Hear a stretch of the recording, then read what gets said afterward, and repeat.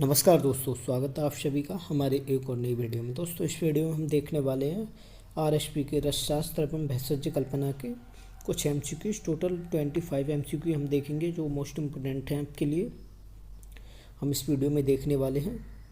ये हमारा MCQ part 1 है रसशास्त्र का। चलिए देख लेते हैं हम अपना आज का पहला क्वेश्चन। निम्न में से कषाय योनि नहीं है? लवण कषाय, अम्ल कषाय, तिक्त कषाय या कषाय कषाय। तो निम्न में से जो कषाय योनि नहीं है वो है आपका ऑप्शन नंबर ए, लवण कषाय। कषाय योनि नहीं होता है। दोस्तों, अगर आपने हमारे यूट्यूब चैनल को अभी तक सब्सक्राइब नहीं किया है तो सब्सक्राइब कर लीजिए। हम ऐसे ही आपके लिए आयुर्वेद से रिलेटेड वीडियो लाते रहेंगे, चाहे आपका किसी का भी एग्ज़ाम हो आयुर्वेद से, Ayurveda pharmacist, Ayurveda staff nurse, CRAS या किसी का भी आपका एग्ज़ाम हो या राजस्थान का एग्ज़ाम हो, हम आपके लिए ऐसे इंपॉर्टेंट क्वेश्चन लाते रहेंगे। तो आपने हमारे यूट्यूब चैनल को अभी तक सब्सक्राइब नहीं किया है तो सब्सक्राइब कर लीजिए। और आप हमारे साथ टेलीग्राम पे भी जुड़ सकते हैं। टेलीग्राम चैनल का लिंक हमने वीडियो के डिस्क्रिप्शन में दे दिया है। चलिए देखते हैं नेक्स्ट क्वेश्चन।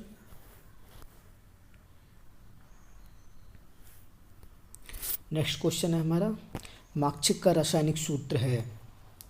माक्षिक का रासायनिक सूत्र क्या होता है? दोस्तों, हमने आपके लिए महाराष्ट्र में पढ़ाया है माक्षिक के बारे में।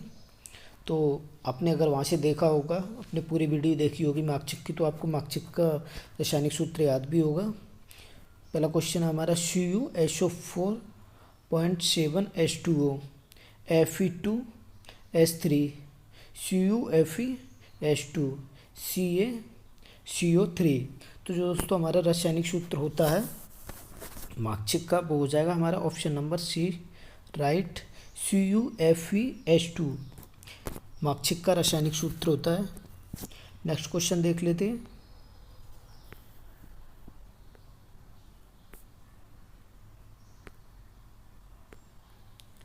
नेक्स्ट क्वेश्चन है हमारा, निम्न में एक में कैल्शियम नहीं पाया जाता। इनमें से किसमें कैल्शियम नहीं पाया जाता? गोदंती, स्फटिका, सुक्ति या प्रवाल। स्फटिका जिसे हम फिटकरी बोलते हैं। तो दोस्तों, निम्न में से कैल्शियम नहीं पाया जाता। किसमें कैल्शियम नहीं पाया जाता? तो वो नहीं पाया जाता स्फटिका यानी कि फिटकरी में कैल्शियम नहीं पाया जाता। ऑप्शन नंबर बी आपका राइट आंसर हो जाएगा। नेक्स्ट क्वेश्चन देखते हैं।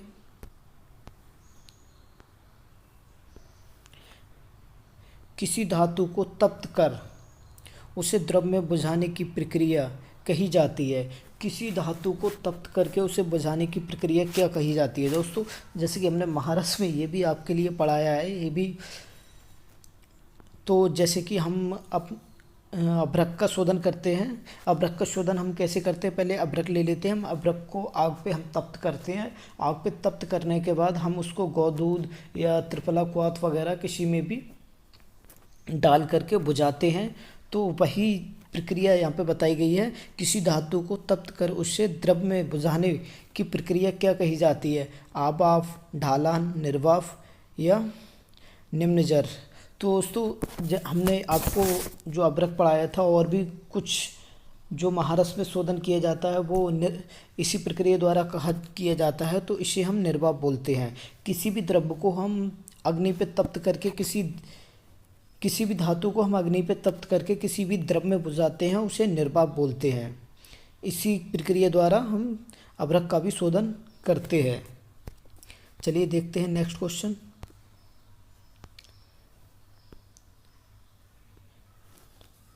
निम्न में एक पारद का संस्कार नहीं है। निम्न में एक पारद का संस्कार नहीं है। क्या संस्कार नहीं है पारद का? पारद में हम जारण भी करते हैं, मर्दन भी करते हैं और पारद का हम शोधन भी करते हैं। इसमें पूछा गया है पारद का संस्कार नहीं है। तो क्या नहीं होता है? वो पातन नहीं होता है। पारद का हम जारण भी करते हैं, मर्दन भी करते हैं पारद को, और पारद का शोधन भी करते हैं। नहीं करते हैं तो वो नहीं करते हैं क्या? वो नहीं करते हैं हम पातन नहीं करते हम। तो इसका राइट आंसर हो जाएगा पातन। इसमें पूछा गया है पारद का संस्कार नहीं है, तो वो पातन नहीं है। मर्दन भी होता है, जारण भी होता है और शोधन भी होता है। नेक्स्ट क्वेश्चन देखते हैं। क्वेश्चन नंबर 6 है हमारा,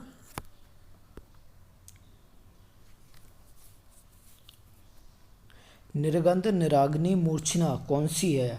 निर्गंध निराग्नि मूर्छना कौन सी है? निर्गंध निराग्नि मूर्छना कजली, मधुर रस, मुग्ध रस, कजरी, मुग्ध रस, रसवटे या रक्त पुष्प। तो जो निर्गंध निराग्नि मूर्छना होती है वह होती है मुग्ध रस। निर्गंध निराग्नि मूर्छना मुग्ध रस होती है। ऑप्शन नंबर 20 का राइट आंसर हो जाएगा।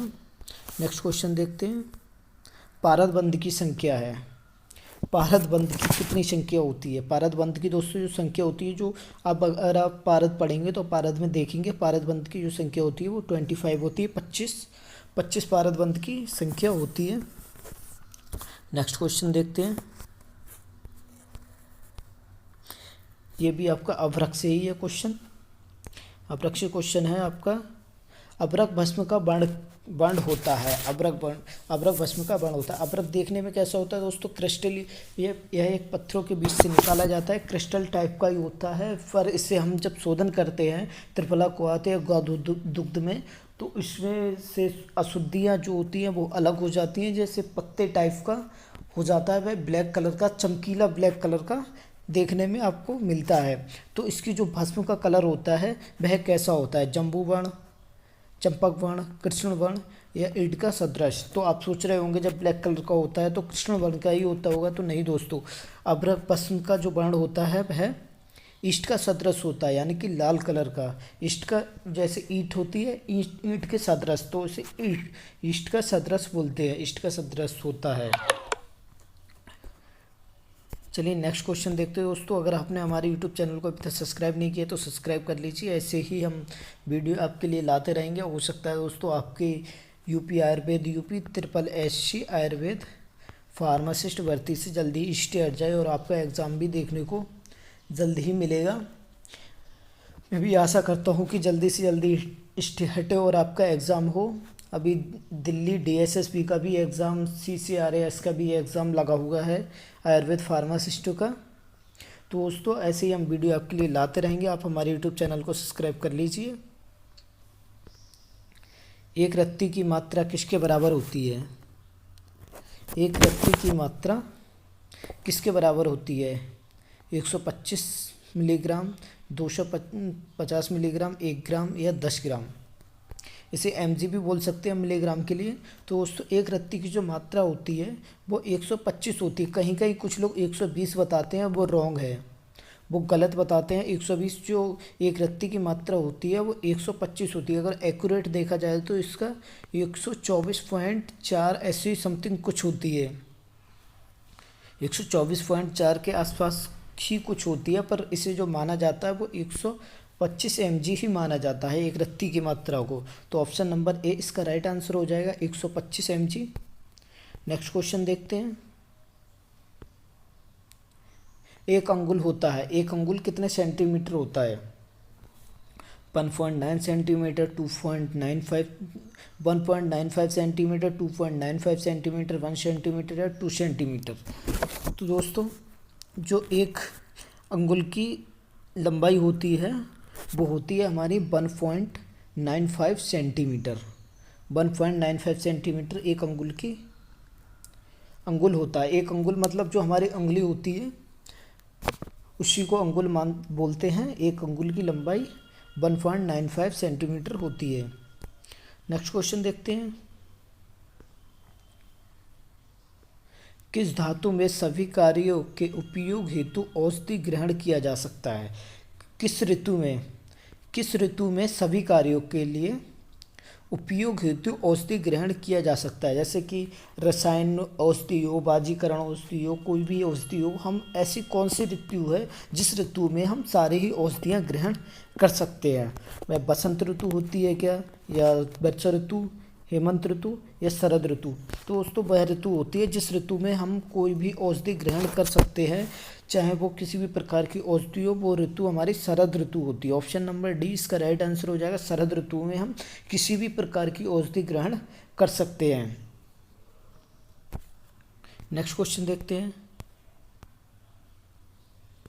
नेक्स्ट क्वेश्चन है हमारा, आचार्य चरक ने कितने औसत काल माने? इजी क्वेश्चन है। आचार्य चरक ने कितने औसत काल माने हैं? तो आचार्य चरक ने जो औसत काल माने हैं वो माने हैं 10। ऑप्शन नंबर सी इसका राइट आंसर हो जाएगा। आचार्य चरक ने 10 औसत काल माने हैं। ये तो आप सभी को पता ही होगा, इजी क्वेश्चन है थोड़ा। अब कुछ थोड़े इजी क्वेश्चन आ रहे हैं आपके लिए। चूर्ण की सवीरता अवधि आयुर्वेद मता अनुसार, चूर्ण की सवीरता अवधि कितनी होती है आयुर्वेद मता अनुसार? 3 माह, 4 माह, 5 माह या 2 माह? ये भी दोस्तों अगर आपने रास्ता थोड़ा सा सही से भी पढ़ा है तो आपको ये क्वेश्चन भी पता होगा। ये भी क्वेश्चन कोई ज़्यादा आपके लिए हार्ड नहीं है। तो जो चूर्ण की सवीरता अवधि मानी गई है आयुर्वेदा मता अनुसार वो मानी गई है 2 माह। 2 माह चूर्ण की सवीरता अवधि मानी गई है, सवीरता अवधि आयुर्वेद मता अनुसार। नेक्स्ट क्वेश्चन देखते हैं। नेक्स्ट क्वेश्चन हमारे ड्रग एवं कॉस्मेटिक रूल के अनुसार घृत की सवीरता अवधि कितनी मानी गई है? ड्रग एवं कॉस्मेटिक डीएनसी, जिसे हम शॉर्टकट में डीएनसी भी बोलते हैं, ड्रग एवं कॉस्मेटिक रूल्स के अनुसार घृत की सवीरता अवधि है 2 साल, 3 साल, 4 साल या इनमें से कोई नहीं। तो दोस्तों जो ड्रग एवं कॉस्मेटिक की सवीरता अवधि मानी गई है वह मानी गई है आपकी 2 साल। ऑप्शन नंबर ए इसका राइट आंसर हो जाएगा। ड्रग एवं कॉस्मेटिक रूल्स के अकॉर्डिंग घृत की सवीरता अवधि 2 ईयर्स। बालुका यंत्र का प्रयोग होता है, बालुका यंत्र का प्रयोग होता है। बालुका यंत्र का मतलब जैसे कि हम डायग्राम में भी दिखा देंगे। एक हम किसी पात्र में बालू भर के उसमें कांच कूपी रखते हैं तो उसे बालुका यंत्र बोलते हैं। अभी हम आपके लिए डायग्राम में भी दिखा देंगे। बालुका यंत्र का प्रयोग होता है स्वेदन हेतु, कूपी पक्व निर्माण हेतु, पाचन हेतु या उपयुक्त में से सभी। तो दोस्तों जो बालुका यंत्र का हम प्रयोग करते हैं वो करते हैं हम कूपी पक्व निर्माण हेतु।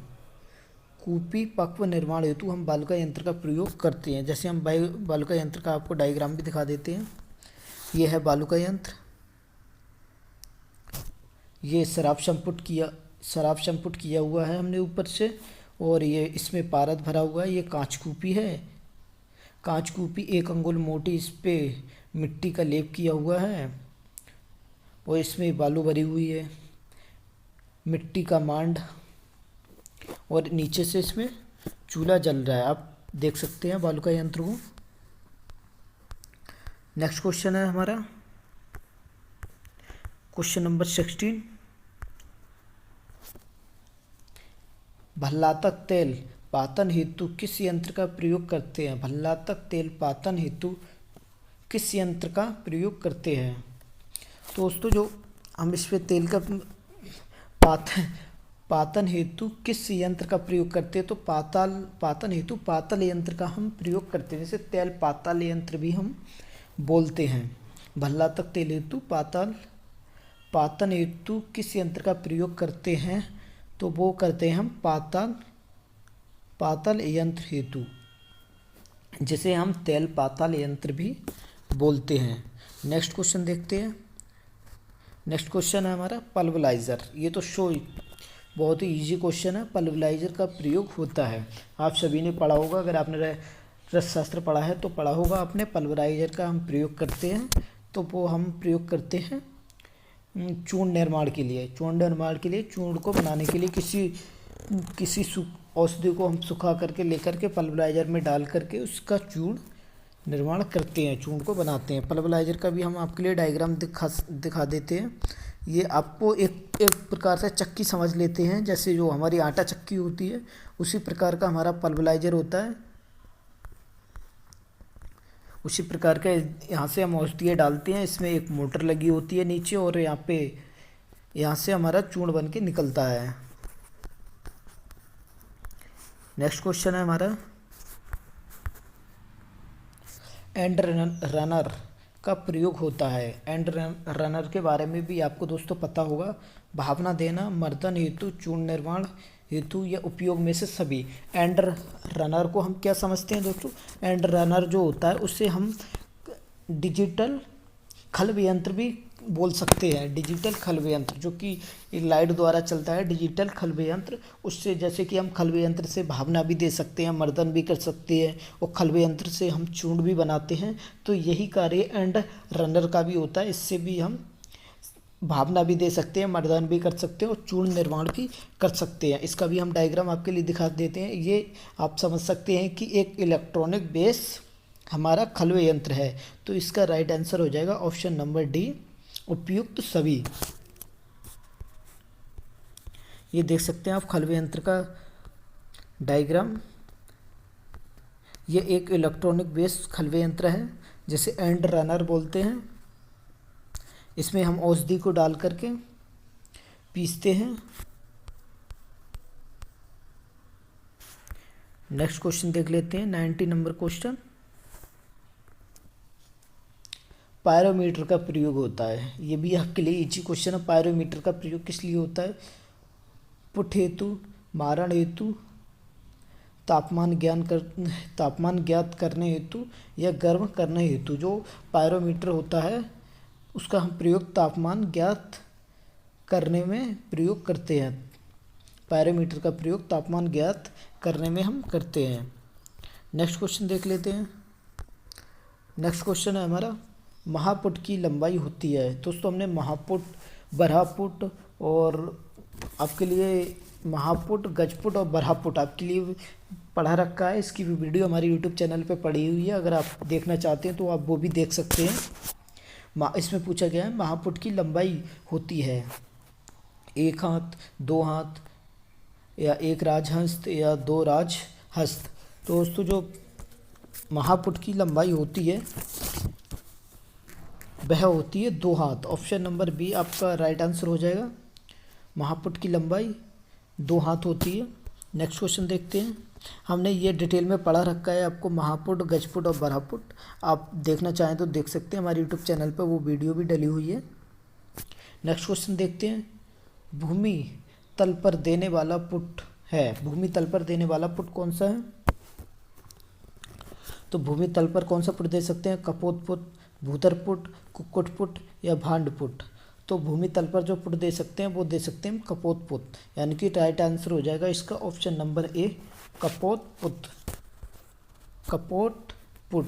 नेक्स्ट क्वेश्चन देखते हैं। नेक्स्ट क्वेश्चन हमारा 22। कोष्ठी का प्रयोग होता है। कोष्ठी का प्रयोग होता है पुट हेतु, सत्शोधन हेतु, मारण हेतु या पातन हेतु। जो कोष्ठी पुट का प्रयोग होता है वह होता है सत्शोधन हेतु। कोष्ठी पुट का हम प्रयोग करते हैं सत्शोधन हेतु। ऑप्शन नंबर बी हमारा राइट आंसर हो जाएगा। ऑप्शन नंबर बी हमारा राइट आंसर हो जाएगा, सत्शोधन हेतु। नेक्स्ट क्वेश्चन देख लेते हैं दोस्तों। नेक्स्ट क्वेश्चन हमारा, खादर के कोयले का प्रयोग किया जाता है। जो खादर का कोयला होता है उसका प्रयोग हम किस लिए करते हैं? खादर के कोयले का स्वेदन हेतु, सत्वपातन हेतु, पुट हेतु या मारण हेतु। जो खादर के कोयले का हम प्रयोग करते हैं वह करते हैं हम सत्वपातन हेतु। ऑप्शन नंबर 20 इसका राइट आंसर हो जाएगा, सत्वपातन हेतु। नेक्स्ट क्वेश्चन देखते हैं। नेक्स्ट क्वेश्चन है हमारा, एक पल मात्रा में तुझ से दिया जाने वाला पुट होता है। एक पल मात्रा में तुझ से दिया जाने वाला पुट होता है, वह कौन सा पुट होता है? जो एक पल मात्रा में तुझ से दिया जाता है वह गोबर पुट, भांड पुट, बालुका पुट या लावक पुट। तो वो होता है हमारा लावक पुट। ऑप्शन नंबर डी इसका राइट आंसर हो जाएगा, लावक पुट। जो एक पल मात्रा में तुझ से दिया जाता है वह हमारा लावक पुट हो जाता है। नेक्स्ट क्वेश्चन देखते हैं। नेक्स्ट क्वेश्चन हमारा, रसशास्त्र के प्रथम उपदेष्टा हैं। रसशास्त्र के प्रथम उपदेष्टा कौन है? ब्रह्मा, इंद्र, शिव या धन्वंतरि। ये तो क्वेश्चन इजीली आपके लिए पता होगा। जो हमारे रसशास्त्र के प्रथम उपदेष्टा माने जाते हैं वो माने जाते हैं भगवान शिव। ऑप्शन नंबर सी इसका राइट आंसर हो जाएगा। तो दोस्तों आज के क्वेश्चन बस इतने ही थे। चलिए मिलते हैं नेक्स्ट वीडियो में नेक्स्ट क्वेश्चन के साथ। हमने आपको बता दें, हमने रसशास्त्र में महापुट, गजपुट, बरहापुट, महारस, उपरस आपके लिए कंप्लीट डिटेल वीडियो में करा दिए हैं। तो अभी हम आपके लिए कुछ MCQs करा रहे हैं, तो उसके बाद हम देखते हैं अभी आपके लिए एमसीक्यू हम और लेके आएंगे। तो चलिए दोस्तों, मिलते हैं नेक्स्ट वीडियो में।